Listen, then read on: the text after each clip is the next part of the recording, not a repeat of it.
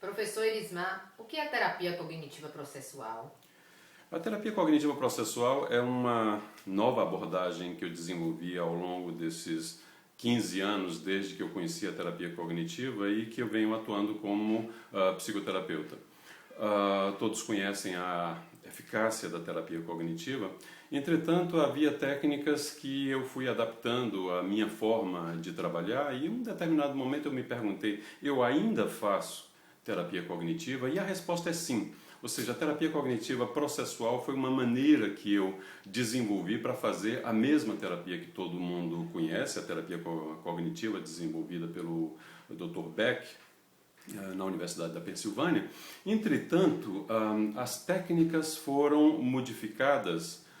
Por exemplo, um dos instrumentos mais utilizados na terapia cognitiva é o que se chama conceituação do caso. E para isso utiliza-se um diagrama de conceituação. É como se você fizesse aquele retrato, é a forma como você entende o problema do paciente e como você organiza a forma como vai ser tratado desse seu paciente.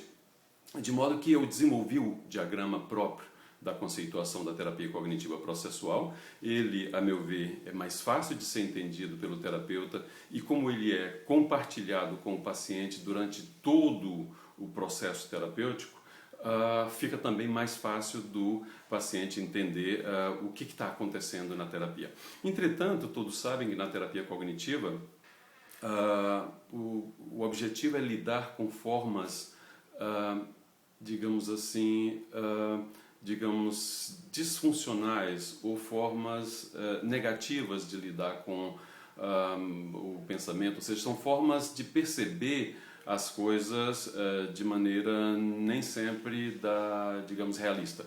Então, eu desenvolvi técnicas ao longo desses anos para lidar com o pensamento, para lidar com as crenças que o indivíduo tem a respeito de si mesmo. E aqui nós temos a principal diferença que existe com relação às outras formas de fazer terapia cognitiva. Ou seja, o próprio nome terapia cognitiva processual vem do fato de que ela foi inspirada no romance O Processo de Franz Kafka.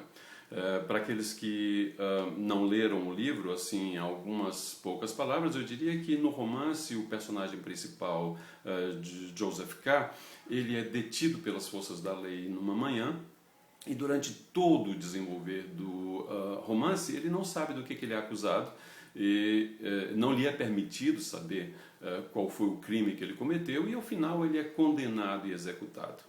Entretanto, para aqueles que leram o livro, mais ou menos ali à altura do segundo capítulo, a gente percebe que o personagem não se permitiu passar por um inquérito. E foi a partir disso que eu interpretei que Kafka queria propor uma espécie de princípio universal, o princípio da autoacusação, ou seja, de que as pessoas se acusam e que, ao mesmo tempo, elas não conseguem descobrir. E eu fiz então um paralelo com um conceito da terapia cognitiva que é a crença nuclear, crença central, aquela forma como você se vê fundamentalmente, como você se vê, como você vê o mundo, é como se fosse assim, olha, é o meu DNA, eu sou assim. O que é interessante é que ao avaliar, descobrir de que forma você está se acusando, eu sou incompetente, eu sou incapaz, eu sou mau, etc., você percebe que grande parte dessas crenças elas não passam de crença. E então nós criamos uma espécie de processo em que o terapeuta ensina o paciente a descobrir do que ele se autoacusa, ou seja, qual é a sua autoacusação, que em termos de terapia cognitiva seria o correspondente a responder qual é a sua crença nuclear. E ao colocar tais crenças em julgamento, nós desenvolvemos uma técnica que faz com que o indivíduo então perceba de uma forma diferente e que ele passe a desenvolver crenças nucleares mais positivas e eu diria mais realistas e na maioria das vezes mais saudáveis. Uma outra coisa que difere da terapia cognitiva entre a terapia cognitiva processual e a terapia cognitiva convencional é o fato de nós termos desenvolvido uma técnica muito experiencial, ou seja, que lida de forma assim, bastante eficaz com alguns processos emocionais do paciente.